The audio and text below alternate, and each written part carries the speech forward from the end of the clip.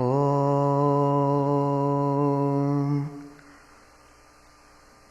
Stapakaya Dharmasya Sarvadharmaswarupine Stapakaya Dharmasya Sarvadharmaswarupine Avatara Varishtaya Ramakrishna Math Asato ma sadgamaya tamaso ma jyotirgamaya mrityorma mritangamaya Om Shanti Shanti Shanti.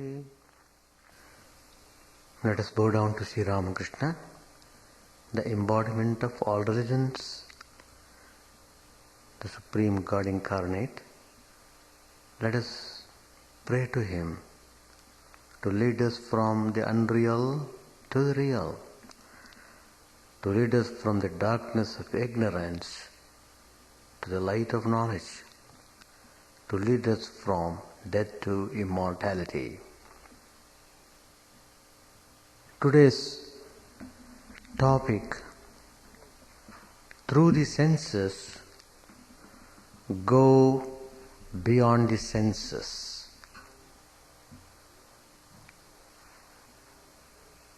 You can achieve freedom only when you are able to go beyond the senses.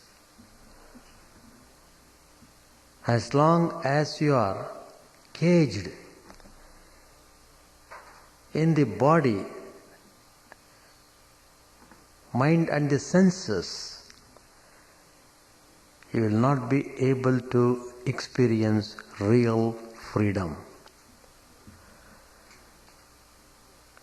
So, if you are aspiring for real freedom, you will have to take steps to get out of this cage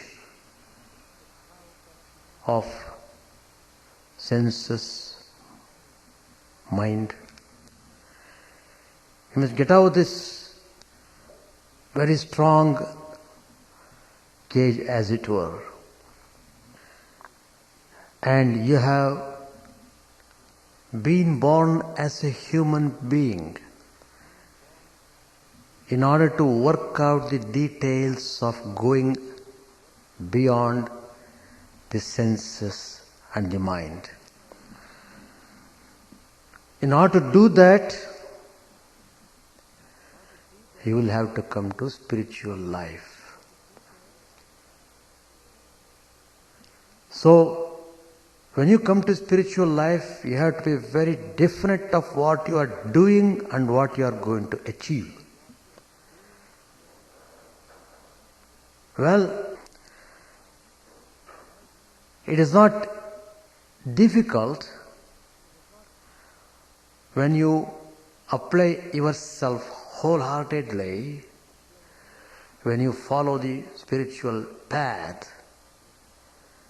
It should be possible for you to go beyond the senses. Then only you will get into real freedom. That means you will get into real peace and real bliss, which are the characteristics of experience of truth. Once a person approached a great sculptor and she asked him a question.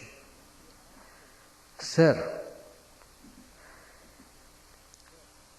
is it very difficult to sculpt?"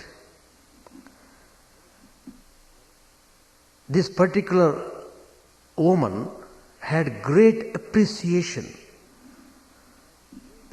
for the artwork of the great sculptor. So she was curious to know how to get into that perfection of producing beautiful art. And the great sculptor replied in a very straightforward way, smilingly, but that statement has a great significance. He said, "Well, it's not difficult. Just you buy a block of marble and chisel away what is unwanted." He said this very clearly and very emphatically. That's all that you have to do. So he was giving an astonishingly simple explanation of the secret of true creativity.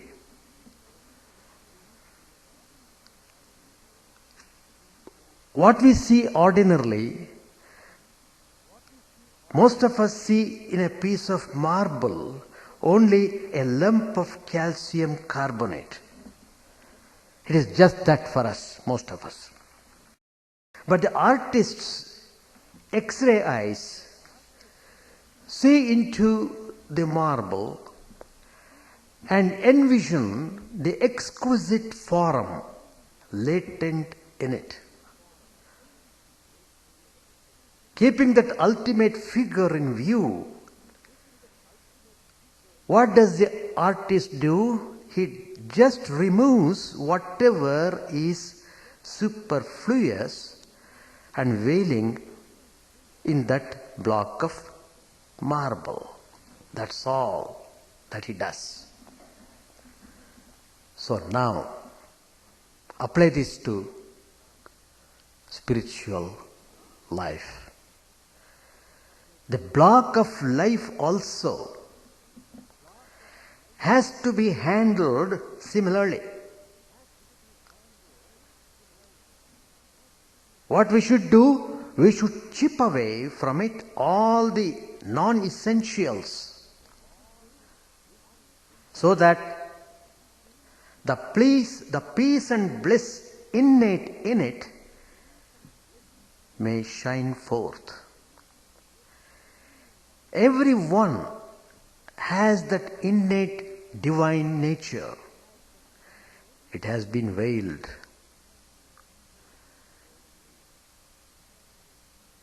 So you have to chip away all the impurities blocking the glory of the true self in everyone.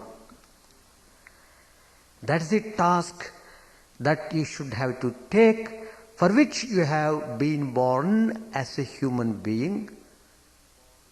So, God has given this opportunity so that you can experience real peace and real bliss.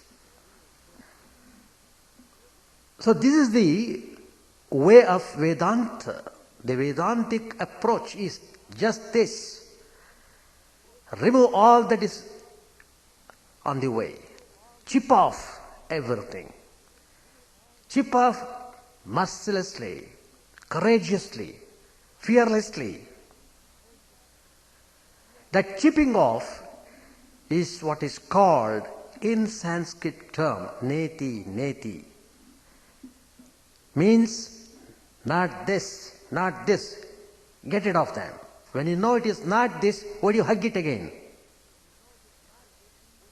Spiritual life means practical way of putting the spiritual ideas into application. Practical application is what is needed in spiritual life. If you are not doing that, you are no more spiritual. Talking spirituality is not living the life. Living the life means 100% you have to apply what you have thought of, what you have heard, what you have learnt from the spiritual master. So, the process of neti, the negation of all that is irrelevant and accidental, that is the way, that's the method we should adopt. And this is the rationale of Lord Krishna's insistence in the 13th chapter of the Bhagavad Gita. Indriyartheshu vairagyam. Excellent phrase, excellent statement of Lord Krishna. This is enough. The whole philosophy has been embedded in this particular line. The whole philosophy of life is here. If you want to really enjoy the peace and bliss of life, you will have to establish indriyartheshu vairagyam. Excellent statement in Sanskrit. It is there, meaning dispassion towards the objects of the senses. You mean what you say. That is spirituality. It is not a negative running away from life. Never mistake the statement that way, but a positive and purposive reorientation. That's the method. Reorientation towards the supreme goal that is in everyone's heart. When you have the experience of God, you realize Him in your heart. The Lord does not want to take away your little happiness, what you are experiencing ordinarily in the life. But then what is the meaning of this suggestion given by Lord Krishna? He wants us to attain true joy. Why are you running after this fake one? What you are trying to get joy is not the real joy. If it is real joy, you would not suffer. The very fact you are suffering means the joy you are getting is not the real one. So, Bhagavan asks us to be simple, to be sensible with regard to the demands of the senses, by evaluating them properly. Evaluating them properly.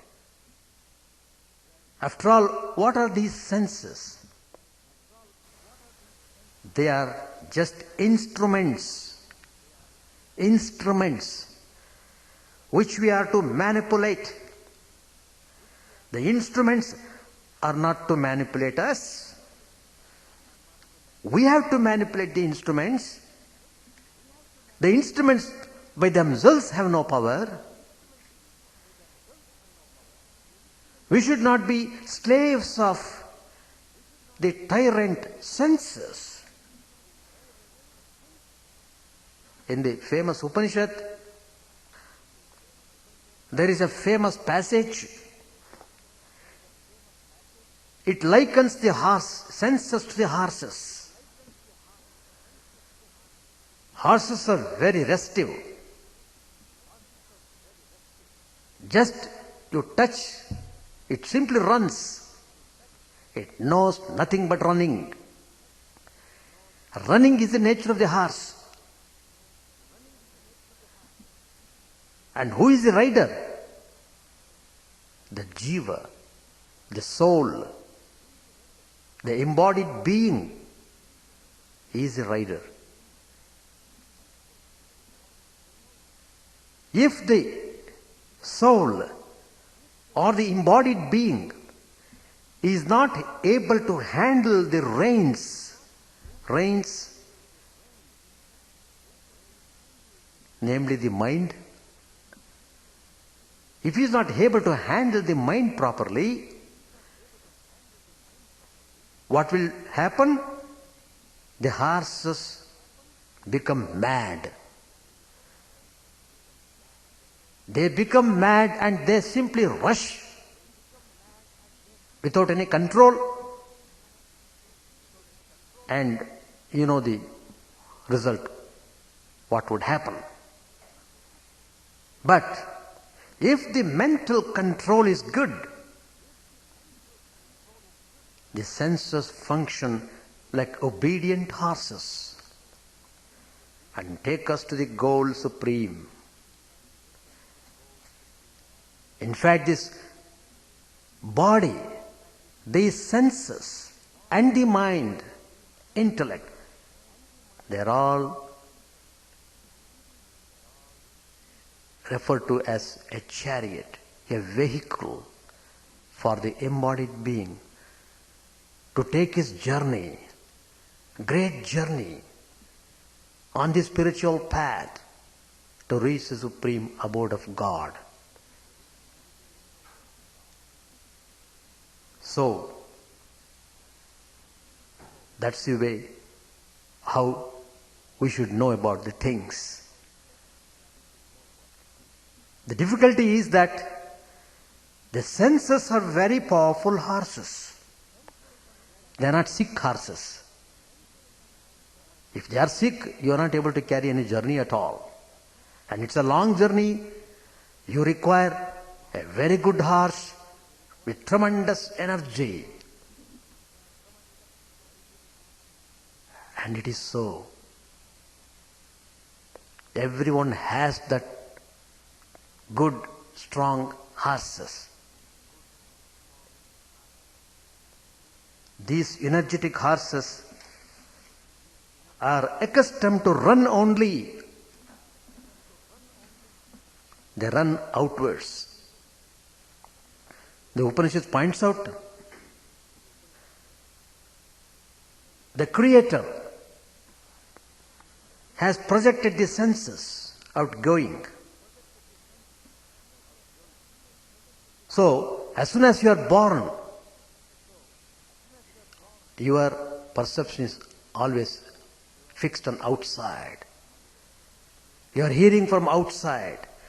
You are seeing from outside. You are reading from outside. Everything outward.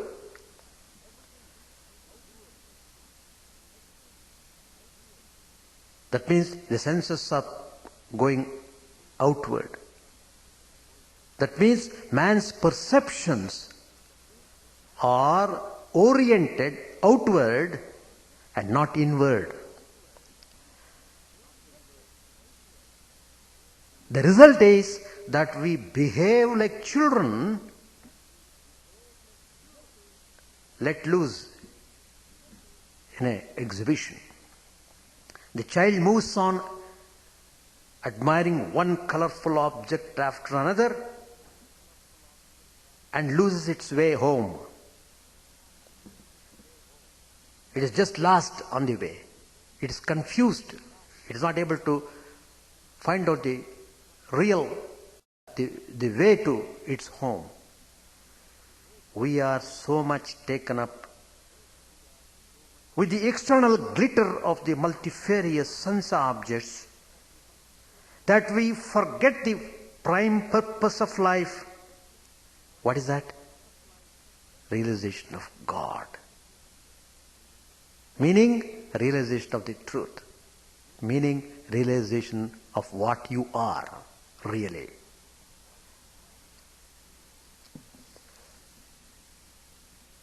So, where is the fault? The fault is not in the sense objects, but in ourselves. We allow the mind to go on contemplating with relish the outer objects and thereby develop a fascination. You allow the mind to go.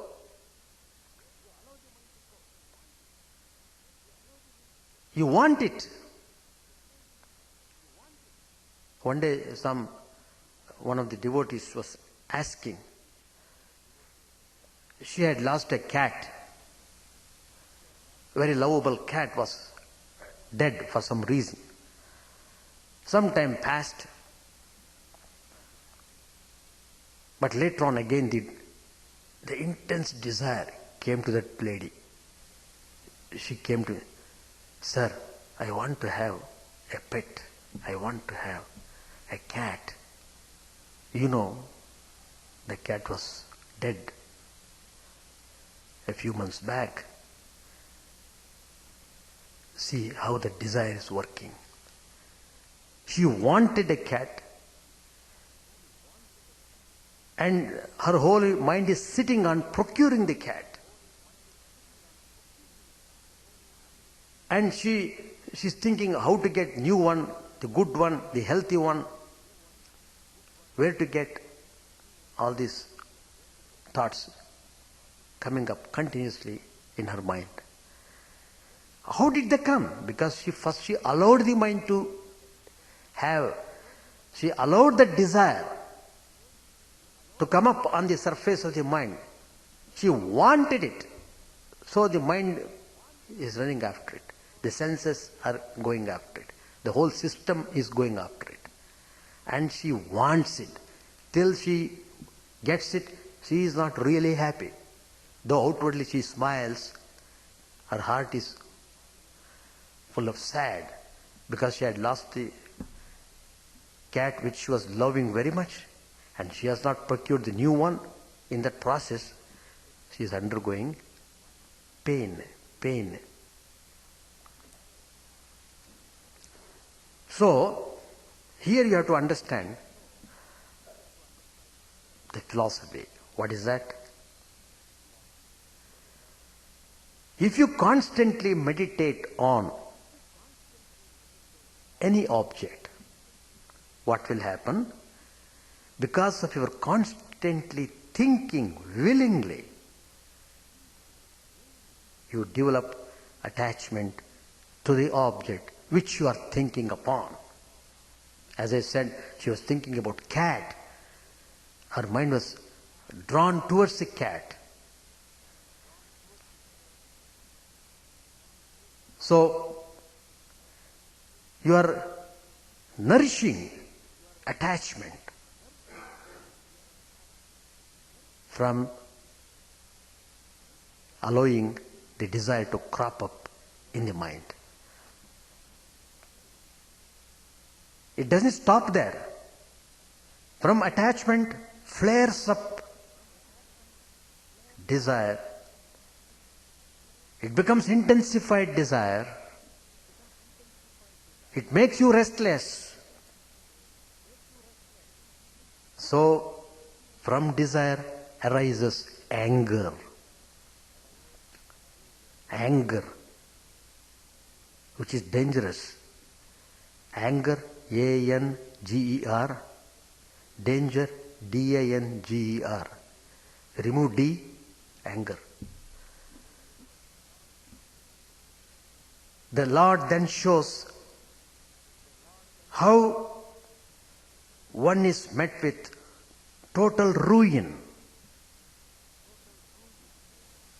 because of his continued pursuit of the object of the sense. So,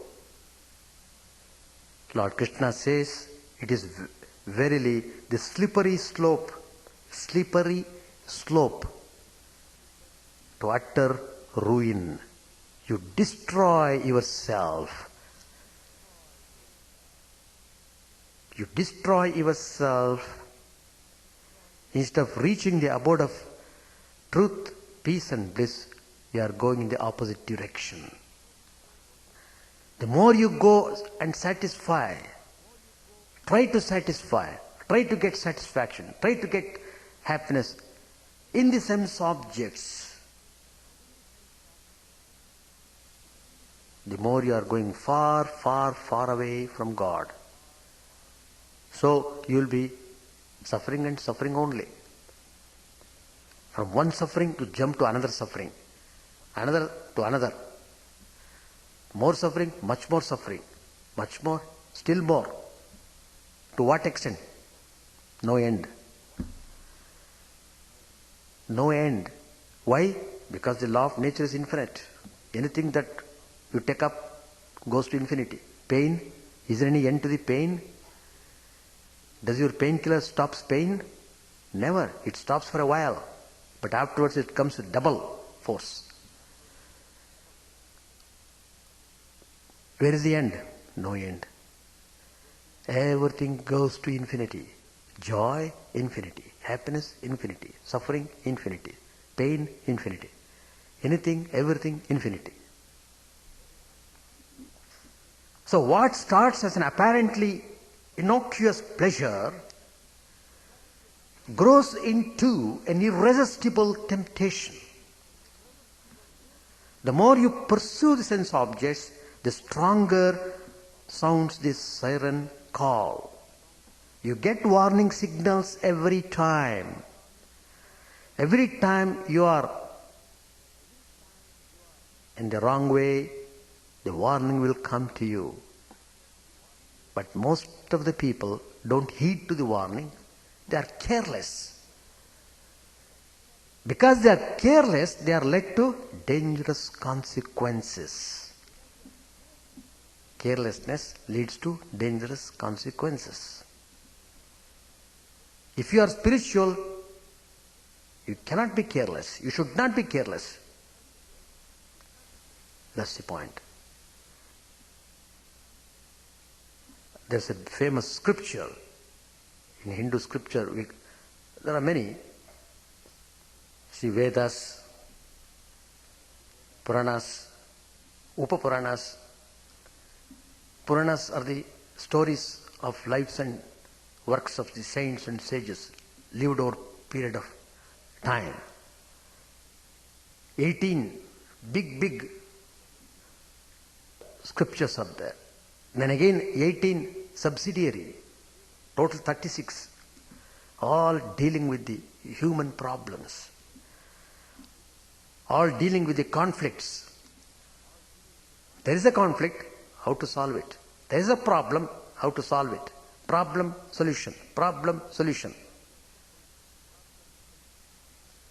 If you want solution, go to it, see it, apply it, get the solution done. So, problems never remains a problem. Every problem has a solution, but you must know how to get into that solution. That's the point. Anyway, one of these famous scriptures, it compares this attitude of running after the senses for the sake of sense enjoyments, sense pleasures, sense happiness. It compares it to scratching an itch. Suppose you have got a little scratch. You have got a little itch. You begin to scratch it. You find the process not unpleasant. So you continue the scratching because the every time you scratch an itch, you feel a kind of little joy, whatever you may say, little pleasure, and you keep on scratching it. More and more you scratch. It finally turns into scratching for scratching's sake. That means you surrender to the temptation till a passing itch soon becomes an open wound. Passing itch soon becomes an open wound. Particularly you can see this in animals. If there is any small scratch on the body, it keeps on rubbing it again and again and again. It becomes wound, it becomes septic, it becomes horrible. The pursuit of sense-oriented joys in contact with the objects of the senses is like scratching the wound, scratching the itch continuously, rubbing and rubbing and rubbing. You get a little sensation of happiness, then immediately you get more unpleasantness. Again you scratch, little more happiness, little more unpleasantness. Again scratch, little more happiness, little more unhappiness. Then it becomes wound. Then you weep and cry. Why it happened to me? Why God is merciless? Why God is not showing grace? God? You made a mischief and bring God here. Of course, our way of thinking is everything what we do, if it is good, we take credit. If it is bad, show finger to somebody else. Anyway, you get nothing in that process of thinking. Well, there's a famous story of a saint, a great saint who has written Ramcharitmanas. Wonderful life story of Sri Ramchandra. This saint has written. It is very famous in India. It's all available. You have got English translation of the great epic Ramayana. Tulsidas, most famous saint, one of the most famous saints of India, Tulsidas. His whole body was vibrating with the mantra of Ram, Ram, Ram, whole body, whole system. There is nothing but Ram in him. His life is very interesting. It's not that as soon as he was born, he became a great saint. It is not like that. He was utterly a worldly person. Utterly. That means he was hopeless, he should say. Such a person became a saint. Quite opposite. A hopeless person becoming a great saint. It is not a fiction.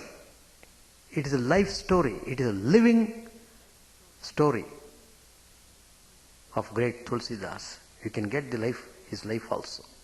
It's all available. He was very worldly, meaning the way how worldly people live, same way he was living. Probably a little more than what the ordinary worldly man would live. What I said earlier, what is the basis for this worldly life? What is the strong foundation for this worldly life? Attachment. Attachment. If you become spiritual, the attachment gets transformed into non-attachment, not detachment, non-attachment. Attachment is a negative force. Non-attachment is a wonderful positive force, spiritual force. Non-attachment is a spiritual quality. With non-attachment, you can achieve anything. Nothing is impossible. With attachment, you lose everything. So, here, Tulsidas was greatly attached towards his wife. It is not unnatural. Never mistake that. The relationship between husband and wife is not at all unnatural. It is very natural. But here, he was over-attached. You see, there's a limitation. If you cross the limitation, if it becomes over, then it is little. You have to be concerned. Anything you overdo it, you have to be cautious. Overeating, you get indigestion next day. But if you are careful, if you are moderating it properly, then you are safe. Anyway, it's all here for us to analyze. Everyone need not have to go through the same experience of excessive attachment and suffering. No. Well, that guy is suffering. Let me learn a lesson by seeing that guy. Why you also want to go into the fire and see, oh, he is telling he burnt his finger in the fire. I don't know whether it is a fact or not. Let me see. And he also wants to go and put his hand in the fire and got burnt. Then, yeah, it is true. All right, if you want to enjoy it like that. People are like that. Even though they see suffering, they won't learn. They think, he does not know, I know. What he knows, if he is entering, he will be also in the same rut. Well, it's all, when you take up spiritual path, be open-minded, be analytical, be rational. Don't be fanatic. Don't be dogmatic. Be open. That's why God has given intellect. It's not without any reason. It has tremendous purpose. The intellect is meant for analyzing and doing things properly. You are not using it properly, you are abusing it, so you are suffering. Suffering is because of abusement. If you use it properly, you can't suffer. You cannot. Even suffering becomes a source of joy.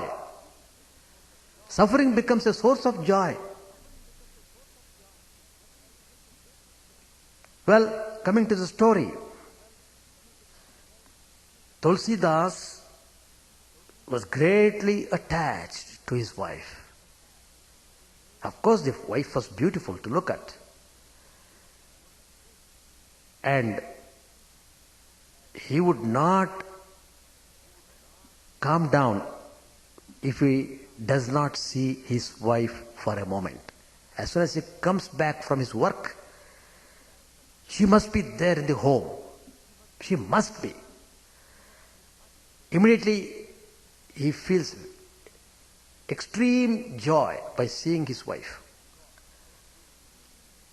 It continued for a while. Once it so happened, the wife wanted to go to visit her mother's place.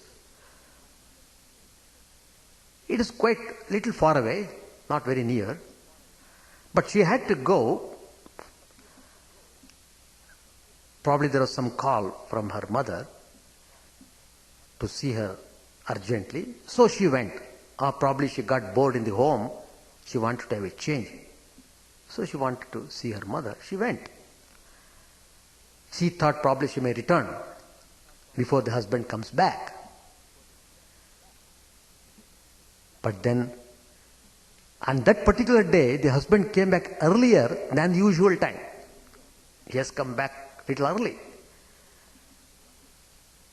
Utter disappointment on his face. Why? He is not seeing his wife. Where my wife has gone? Immediately he became restless. totally restless. He began to search for her. Literally, he was searching. He asked neighboring families. Everybody was saying, we don't know. Then the thought came, well, I have searched the whole town here. She is not found here. Where she might have gone? Probably she might have gone to her mother's home. Let me go and check up. Let me go and see. So, finally, he came to mother-in-law's place, and there she was. And as soon as Tulsidas saw her in her mother's home, Tulsidas became very happy. And this is the indication of deep attachment, intense attachment. And the wife became disgusted. What is this? So, she began to tell him, well,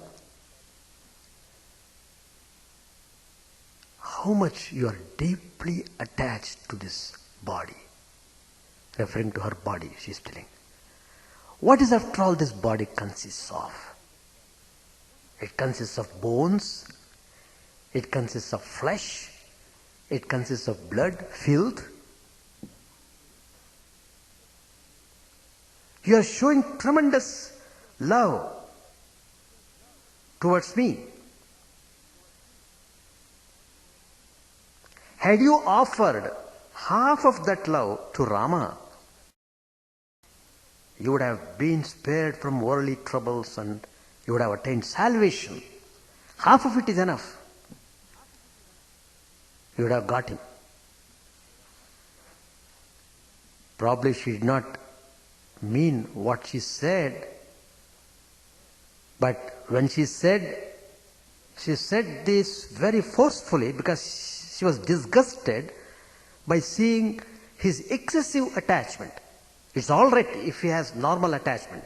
Excessive means it becomes a kind of nuisance.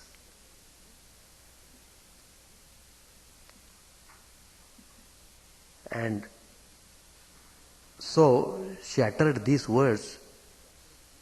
Probably that was a great turning point in the life of this Tulsidas. It gave him a kind of awakening. What is it you're doing?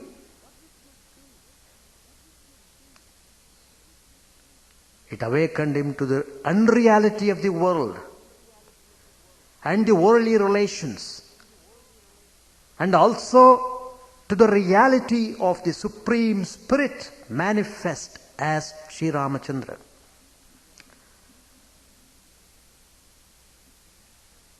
And he also felt, well, this is too much. This nonsense of deep attachment must be got rid of not by part. It must be got rid of totally, immediately, instantly, as early as possible. So, it became so forceful in his mind. He immediately renounced the world. He got rid of all relationships. He just got out of the cage of attachment. Cage of pleasures and pains of this world. He just got out of them. Went to Benares, not turning his back even for a moment, not repenting what he has done. On the other hand, he became very strong And the result was, he got the spiritual master, he got into spiritual practice, and the restlessness was turned towards restlessness for seeing God. What my wife has told is true. Why should I not love God? By whose grace I have got this body? By whose grace I have got all these faculties?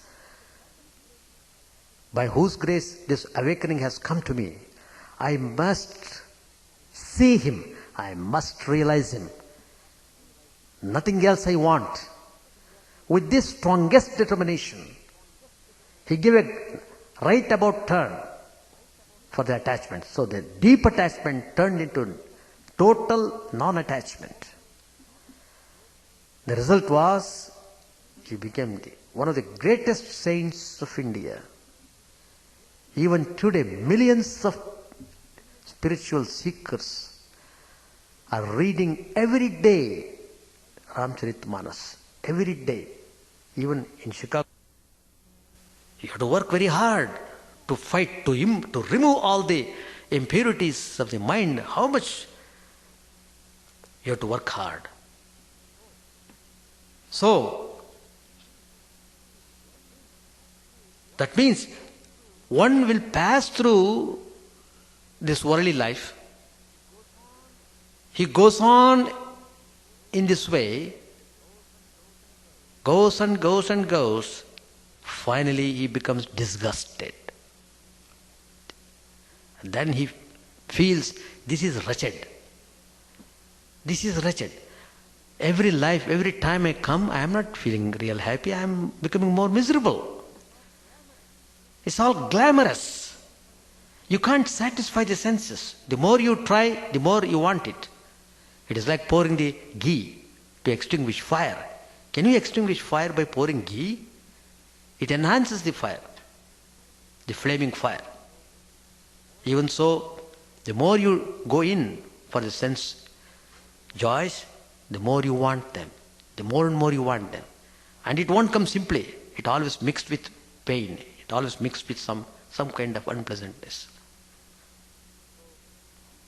So, then you begin to turn back. Turn back. That's the meaning of renunciation. Turning back from the world towards God. From outward to inward. Going inward. That is the meaning of turning.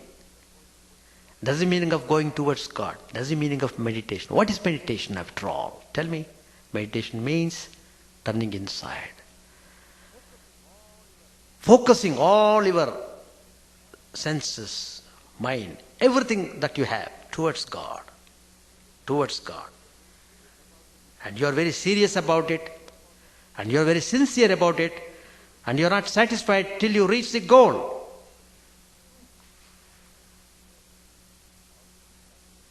All these factors are important to go beyond the senses.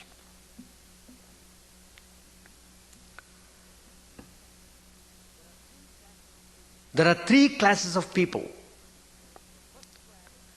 The first category, I should say, the first category of people, what do?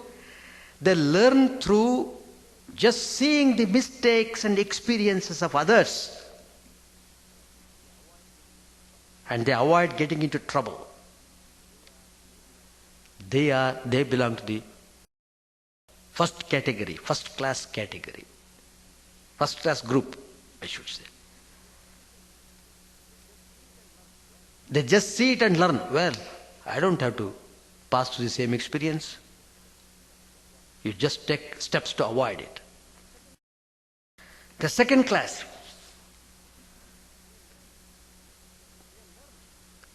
they learn a lesson after themselves committing a mistake are going through an experience, they pass through some experience, and then they learn, well, this is wrong, this is wrong. And they are mediocre class. The first class and the second class. There's another type. Third class. The people belonging to those class, they never learn. In spite of mistakes, in spite of bad experiences, in spite of suffering, in spite of troubles, they won't learn. They keep on suffering and suffering.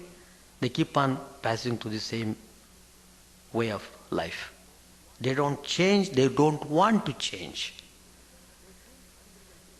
They think unreal to be real, real to be unreal. They think world itself is God. They are born here to enjoy the world. That's all. Their philosophy of life is based on that. Their philosophy depends upon to what extent the world gives joy to them. They never learn. They are the worst type, which you find in large numbers.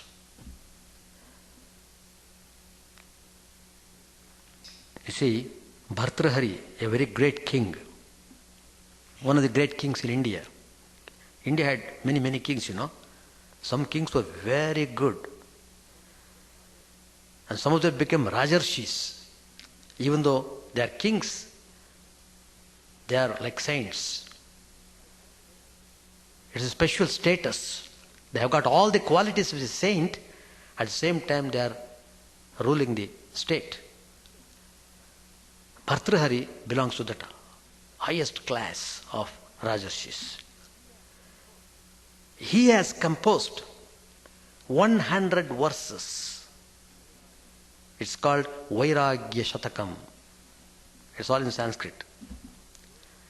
If you want to know the glory of spiritual ideas, you will have to learn Sanskrit. Anyway, nowadays, there is no difficulty. You got translations. Everything you got in English now. No problem. Well, but Sanskrit, it has got its own beauty. The words and the way they are connected and the way the ideas are conveyed, you can't describe it.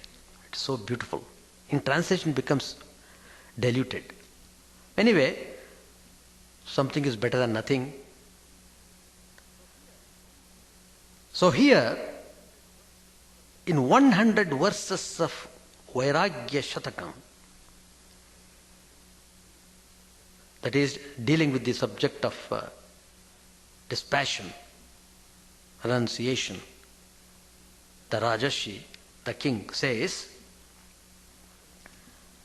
enjoyments have not been enjoyed, but we have been eaten up. Religious austerities have not been performed, but we have become scorched. Time has not vanished, but we are vanishing. Desires have not worn out, but we are wearing out. See how nicely he has put the whole thing in this beautiful verse.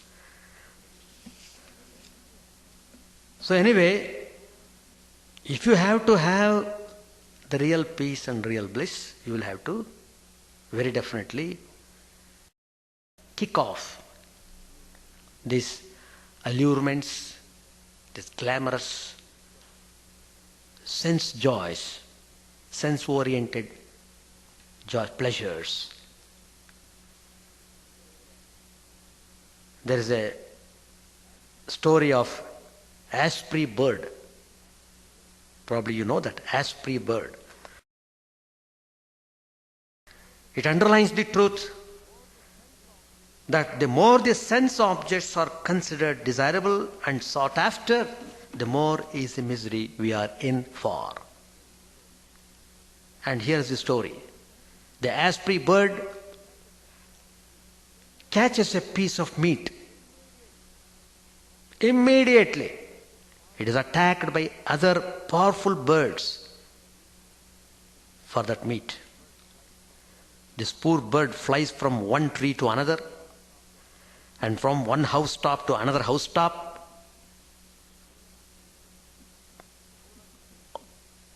How long can it do like that? It became disgusted, it became tired, exhausted.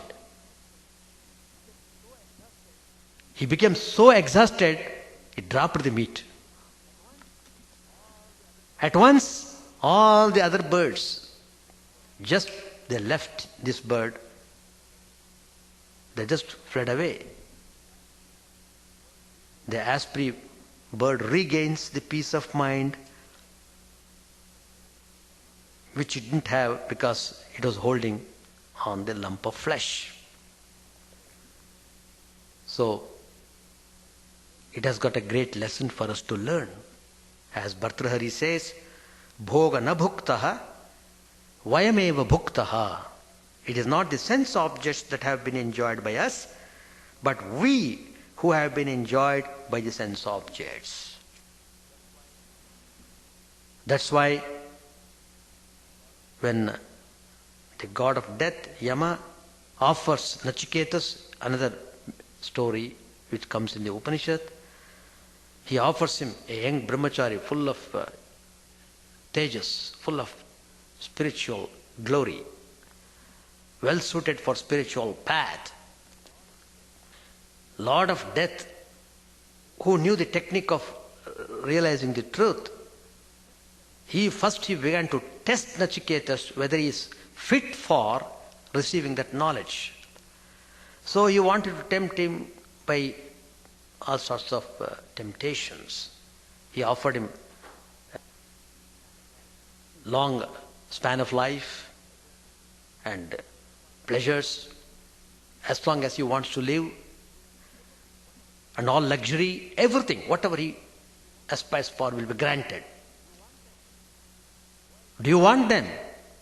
Why, you are a young boy, you have to enjoy the life. That's the way how the people talk also. I am too young, let me pass a little experience in this world. That's how they talk about. And we have to be sympathetic. All right, you enjoy the world and come. He goes and enjoys and he dies there. He doesn't come back. He dies to be reborn again, to undergo the same suffering. He has to come back one time or other. Till he comes back, he keeps on suffering. Go on suffering. Go. So like that. Anyway, but this young boy, he was not of that type. He had that spiritual samskaras in him. He was the son of a saint, great saint. He was the son of a great saint. He had that quality and he was aspiring for spiritual knowledge. And he asked the god of death, well, you teach me the knowledge of Atman. Who am I? Where does this soul go after death? You describe the mystery of death, life and death. I want to know that. If you are granting a boon to me, as you said you would grant a boon to me, that's a story why he granted a boon. Anyway, you have committed yourself that you would grant me a boon. If you are granting and if you are going by what you are telling, then you please teach me the knowledge of the self. I don't want anything else. Do you mean to say that I live for long? Forever? Enjoying the luxuries of this world? Are you sure? Do you guarantee? Yama says, no, I can't guarantee that. Then why do you want to tempt me with those things? So he says, he rejects them. He rejects them boldly, courageously, willingly, not half-heartedly. Tavai vavaha stavan nritya gite. Let all those pleasures, horses, chariots, songs, dances, all these things, Let them all remain with you. I don't want them. I am in need of spiritual knowledge. I want that alone. Well, so build up your strong aspiration